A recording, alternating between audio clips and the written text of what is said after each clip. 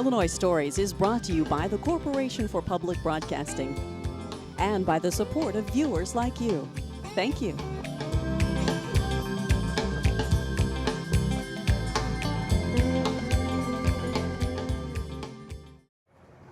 Hello, welcome to Illinois Stories. I'm Mark McDonald in Jacksonville at the warehouse of the Goodwill, the Land of Lincoln Goodwill Industries. This warehouse is about 100,000 square feet. It used to house the Capitol Records disc manufacturing plant. And as you can see, it's immense. And you see these huge cardboard boxes that are stacked up roughly. That half of the building is for product that's going to go out to the Goodwill retail stores, and this half of the building is for items that have to be recycled. Turns out that Goodwill of Land of Lincoln is one of the largest recyclers in the area. 8 million pounds a year of recycled materials go through this place, and that's above and beyond all the items that are sold at their retail stores. Sharon Durbin, there's a lot about Goodwill that we don't know. Right. You do, but we don't. And we're standing in front of the Jacksonville Goodwill store, and people recognize this because it's your logo, it's your sign, and they're familiar with the retail stores. And we're going to go in the retail store, but there's a lot to it that is beyond people's vision, isn't it? Yes, it is.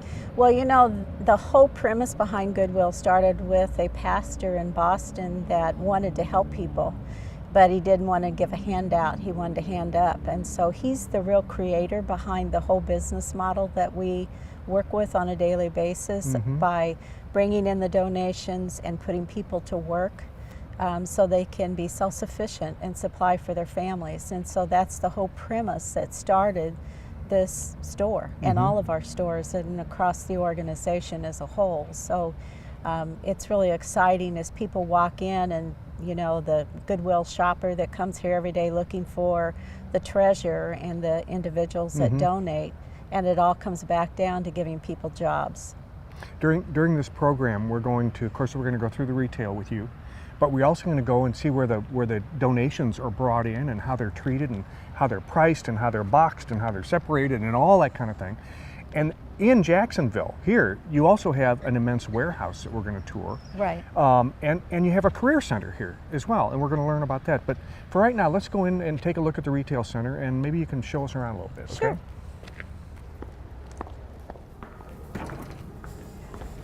Wow, Sharon, it's big. What did this store used to be?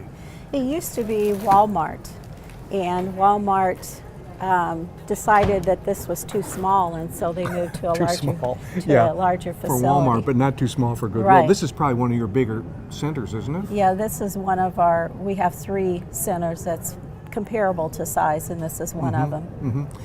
Your Land of Lincoln Goodwill Industries area covers almost all of central Illinois, part of southern Illinois, and over into Indiana, Correct. I assume, right? 37 counties in total. 37 counties. And so how many of these retail centers do you have? Currently we have 14, and we're getting ready to open another one in Clinton, Illinois, which will mark our 15th retail location. 15th retail location. That won't be nearly this big. No. It's going to be about 10,000 square foot total. Yeah. Well, still, that's yeah, that's still, you know, you're still talking 15 new jobs in that community. So yeah, that's terrific. Let's walk this way a little bit if you don't mind. This is like, you have to have a head for retail, or somebody in your organization has to have a head for retail, because you can't just put out racks of stuff and expect people to enjoy their shopping experience. That's correct. So you got some pros working here as well, right? Yes. We have quite a dedicated team of leadership that knows exactly what items needs to come out, what items doesn't. We make sure that they're items that are not on a recall list for safety reasons for children. We quit selling, you know, like children's car seats and you know, any kind of bassinets. Liability issues. Right, because those laws constantly change. So we always have to stay privy to that information to make sure that we're on top of it.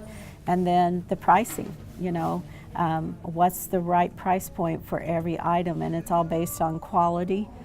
Some items that have name brands like, you know, Liz Claiborne and Calvin Klein and those type, they might have a higher price point than something that you would find, you know, like at a Walmart or a We'll Dollar get General. a chance to talk to this person who makes those Right. kind of decisions, Yeah. right? Because she's been doing this for years and she's got all Right. that in her head.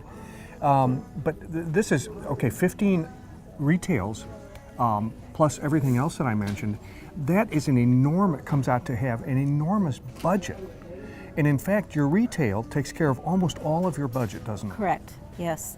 A little over 90% of our sales, of the revenue that comes from selling our items in our store and our salvage and our recycling, which you'll see later, all of that supports our expenses.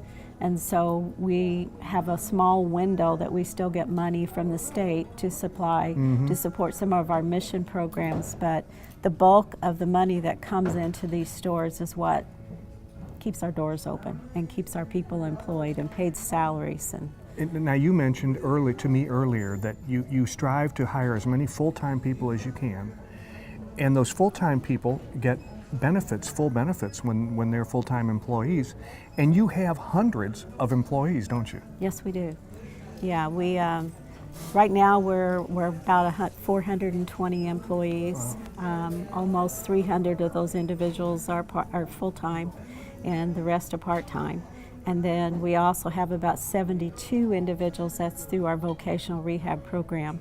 And those are individuals with various forms of disabilities that we actually give jobs to and help them to feel productive and give them that meaning for life.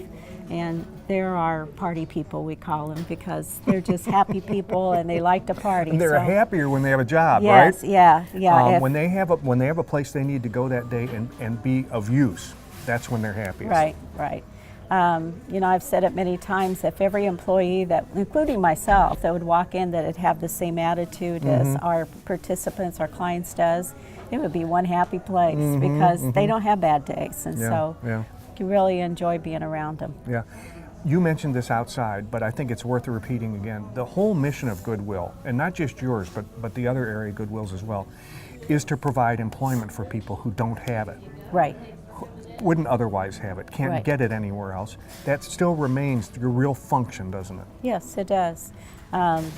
It means somebody that, is a veteran that's been down and out since they come home. It's an ex-offender.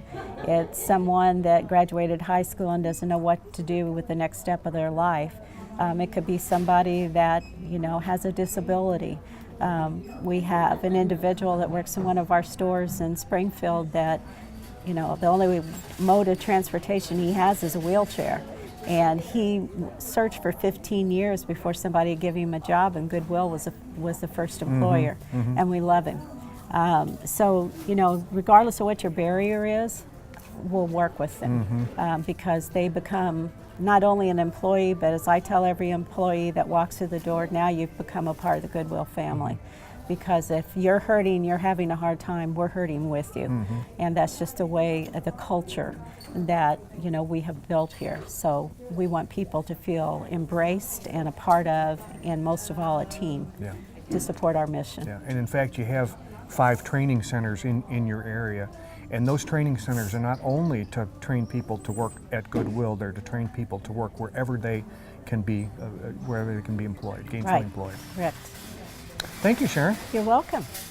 Debbie Tuttle, the process really starts here. Yes, it This does. is a retail location, and this is the donation area. This is where people drop off their goods, right? Exactly. Normally, there would be a pickup truck backed up there, and your folks would be bringing stuff in. Right now, there's nobody here. Right. But the first thing to do is to get this stuff, sorted, or to get it in some kind of an order so that you know how to deal with it. Normally what happens here is there's gaylords set up, and you can see over in this area, we have it's called raw donations.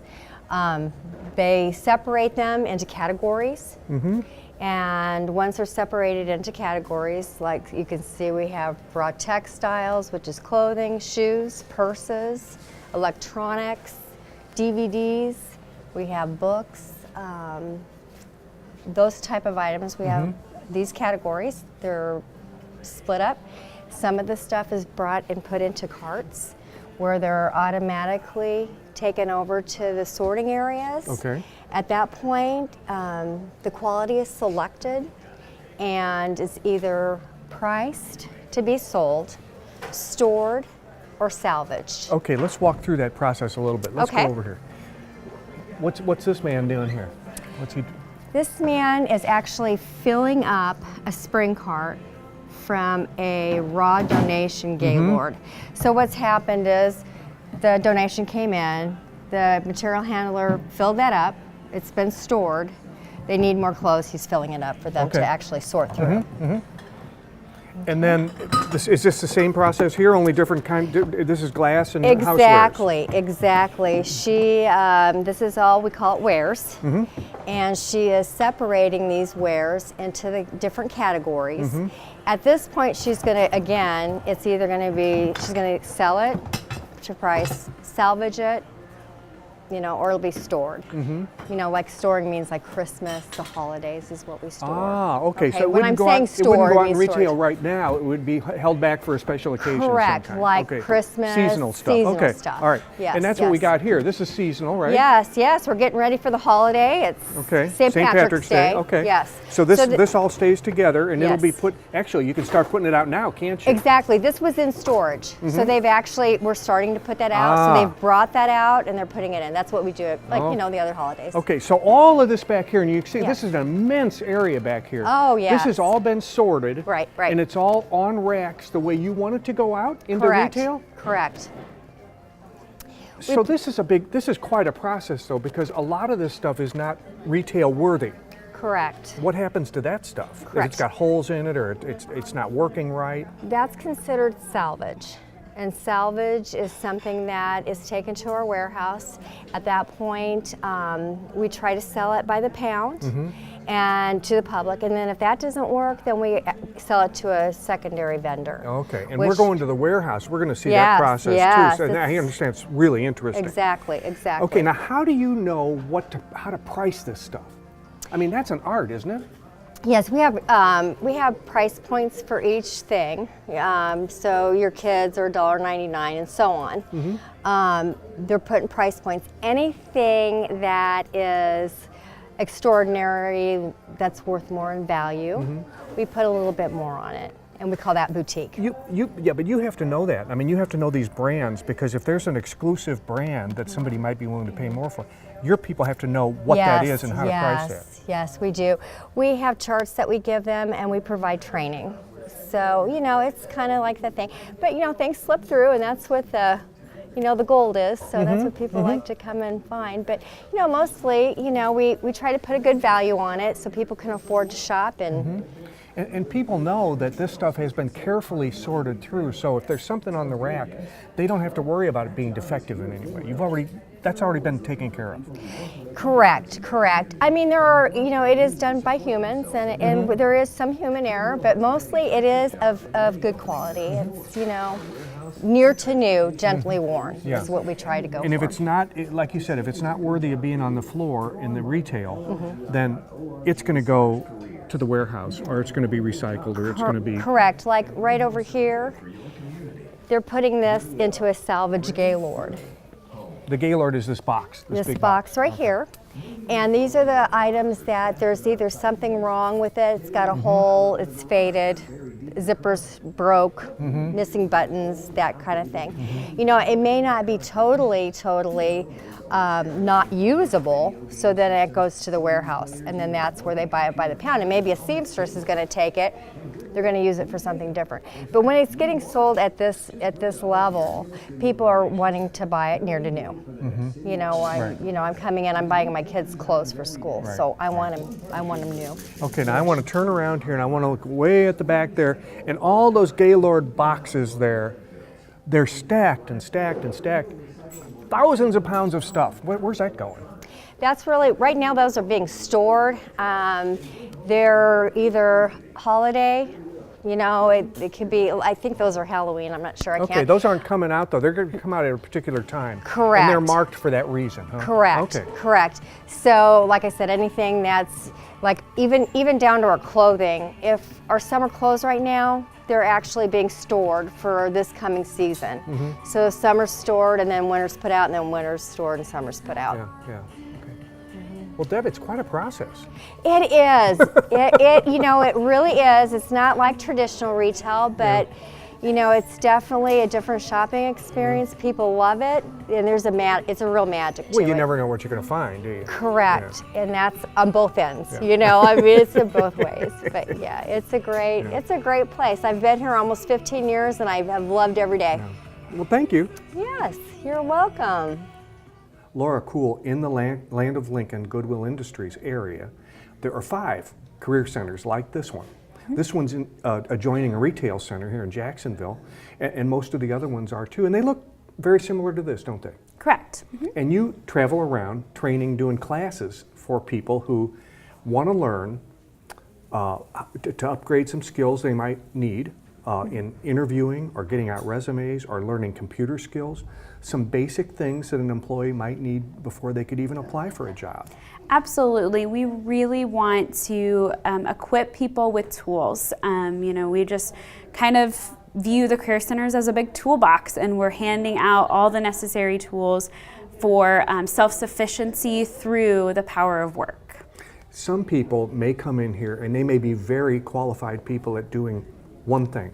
A car mechanic who no longer can get a job repairing cars. A veteran who came back and doesn't have any skills.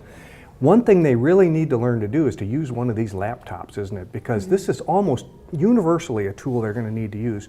And that's what you're kind of set up to do here, isn't it? Absolutely. We currently have a very popular series. It's a 4-part class that teaches the basics of computers. We go through Microsoft and Google, and they actually do a lot of work on the computers themselves. So they are really getting that firsthand experience, a ton of interaction, and one-on-one help with a career coach in the classroom. So it's really benefited a lot of students, and we've had a lot of students graduate from the program over the time that it's been in use. You have a very interesting history for this very position, because you found out about this position because you shop at Goodwill. Oh, absolutely. Your career had been interfered with by some health problems that you had. So you were really in a spot where you kind of needed Goodwill's help, didn't you? Absolutely. I think, as most employees here are, I am Goodwill. My story absolutely is Goodwill, and I was very, very fortunate to find the position and find the family that I have in working with this organization. And now I get to meet people just like me that have faced a tragic barrier, and I can relate to them on a very personal level. And that, I think, is really meaningful to a lot of our clients, to know that this isn't someone giving them a bunch of instructions or lessons. This is somebody who's lived it, who's found these tools, used these tools, and made a difference. Yeah. It's kind of bittersweet, though, because you get these students in here, and what you really want to do is lose them, right? Yeah, absolutely. I know. I have a very hard time. I follow up with my clients when they are hired onto a job and they no longer need my services to ensure they've retained their positions. And I really look forward to finally getting to talk to them again and see how they're doing. Well, thank you, Laura. Thank you. Okay, we are back at this massive warehouse. This used to be the Capitol Records disc CD place. Years ago. TJ's 100,000 square feet, and it's bustling, and there's forklifts buzzing around and trucks going in and out. Is it this way every day? Every day, Monday through Friday, 8 to 4:30, and the outlet store is open on Saturday. And all of this is a result. There are these huge Gaylord boxes stacked almost to the ceiling, and recycling materials here. And all of this is as a result of the donations that people make at the stores. Right. We want to make sure that nothing winds up in the landfill. So we try to sell it in the stores first to make sure we get as much back for our mission as we possibly can. Yeah. But then if it doesn't sell in the stores, then it comes back here for recycling. Now this forklift that's just taken one out to that bay there, what's he doing? We're transferring Price Christmas over to our Jacksonville store because it's a more hospitable environment over there. Oh, okay. So that's the stuff that's already priced. We're getting ready to, hold on to it for next Christmas. So they're transferring it over to the next store. So a larger part of what you do here is you supply the retail stores, you store it here and supply it to them when they need it. We supply 13 stores and 2 substations. I see, okay. And what you also end up with is a lot of things that aren't usable anymore. Right. The usable ones go out to the retail stores, but there's a lot of stuff that isn't usable, right? And we're going to see some of that now. This is just a lot of loose items here. Most of this stuff is broken, so most recyclers and things like that don't want it. Yeah. Or it's in a category that we can't effectively recycle at this point in time. Okay. And then all the company's trash comes back here, so we make sure that no good donations are going into the trash by accident. Okay, so these are odds and ends, but you're very organized over here, because here in these are sort of like, gosh, these are computers and all sorts of electronic equipment. Well, this looks like you've got a real source for a real an end place for this. Yes, we partner with the Dell Reconnect program. It's through Dell Reconnect. We sorted it into certain categories according to what Dell wants. We stack these up 8 foot tall, shrink wrap them up. Things that aren't stackable we'll ship out in these Gaylords. We fill a 53-foot semi-trailer, and Dell takes and makes sure that it's recycled. So Dell actually purchases these items? Yeah. Okay, so that's a source of revenue. Right. Terrific, terrific. Okay, so that's your Dell, but then you've got to go around the corner here, because you got a lot of other stuff you wish you had a Dell for, but you don't. Right. You kind of have to search out where these things are going to end up. Here's you got a bunch of monitors, a bunch of TV sets and monitors. Monitors, Goodwill actually, televisions, CRT televisions, flat screen televisions, and big projection screen televisions. Goodwill actually doesn't take those as donations, because our guys and girls at the door don't have a safe way of handling them. But they do get dumped on us. So because we're Goodwill, we make sure that they don't wind up in the landfill. Right, and that's a huge thing, isn't it? Because not only is Goodwill committed to providing jobs for people, they're also committed to cutting down on things going to the landfill. Definitely. Goodwill is one of the original recyclers. Goodwill's been around since 1902. A lot of their efforts during wartime and things like that was involved in recycling. More to the recycling here.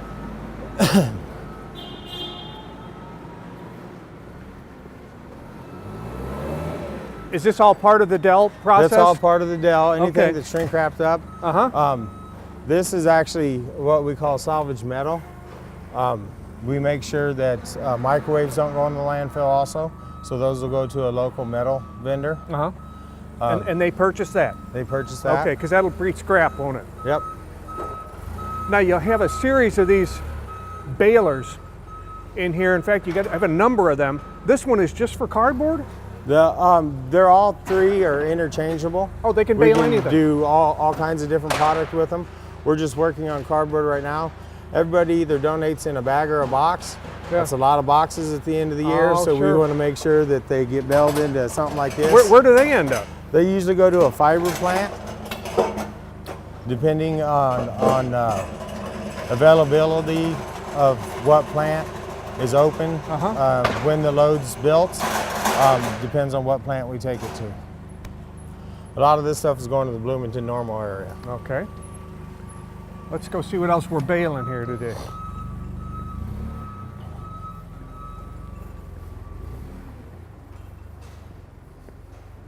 Textile. So this is what we call salvage textile. It's been through our stores. Nobody wanted to buy it through our store. It's been through our outlet. Nobody wanted to buy it in the outlet. It's either might have missing buttons or a small tear in it, zipper might be broke or something like that. Okay, before you move on from that, tell me about the outlet. What's the outlet? The outlet, everything that we pull from our stores that didn't sell in the stores, we give it one last chance in the Goodwill outlet to sell, and we sell it for 99 cents a pound. Is that part of this operation out here? Yes, it's just right it right joins next this building. Yep. 99 cents a pound. 99 cents a pound. As much as you want. Just take it. But some of it, even there, doesn't go. Right? Yeah, some of it there doesn't go. There's some things like books that we do for $1 because books are so heavy. If we did 99 cents a pound, nobody'd buy the books. Yeah, right. And the book, and of course, you've got a source for the books too, because that can be reused, can't it? The books all the paper can be reused. Okay, so this is what you call fiber, but this is clothes, just discarded clothes that hasn't been able to textiles in, and that's what he's getting ready to bale it up right there, isn't it? And when he gets through, that'll be scrunched down and then tied up Yeah, so it can be moved. We average about 1,250 pound bales. We stick about 36 bales onto a trailer. It comes out to be 42 to 43,000 pounds of trailer. Yeah. And that's how we sell it all year long. Yeah. Okay, I think he's going to go ahead and bale up a batch for us here. And what this does is, like you say, these balers, they're interchangeable. You can bale anything with this, cardboard or anything. Not anything, more of your denser things like metal and stuff like that. Yeah. Take a more dense material. So we actually just throw that stuff into a scrap dumpster for right now. Uh-huh. And we sort out the precious metals like aluminum, copper, stainless steel, nickel, brass plate, things like that. TJ, you have done every one of these jobs in this warehouse. Yes, I have. And now you're the manager, right? I'm the director. You're the director. You have to find an end place for all this stuff to end up. You have to find the companies or the people that are going to take it off your hands and hopefully pay you for it. Yep. How do you do that? Well, at first it was a lot of cold calls, but then other Goodwills are really supportive of each other, and they'll give you leads and contacts and things like that. Really, this is a commodity and gets traded like a commodity. So you watch the commodities market, and that's where you find people that want to buy it. Remarkable. So, I'm out of time. I want to thank you for taking me through here, though, even though we almost got hit a few times by those forklifts. But thank you, and take care of yourself, will you? Right. Because it looks like you're scraping you pretty close here. I don't know if this has been an eye-opener for you. It has been for me. I don't think you'll ever walk into a Goodwill retail store again thinking the same way. With another Illinois story in Jacksonville, I'm Mark McDonald. Thanks for watching.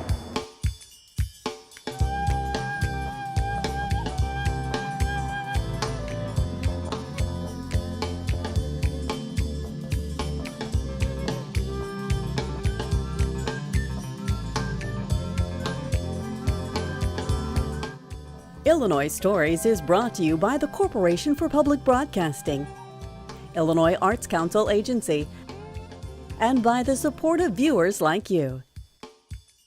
Thank you. For a DVD copy of the program you've just seen, send $19.95 to P.O. Box 6248, Springfield, Illinois 62708. Be sure to include the program name, subject, and when the program aired. You can also order with your credit card by calling 800-232-3605.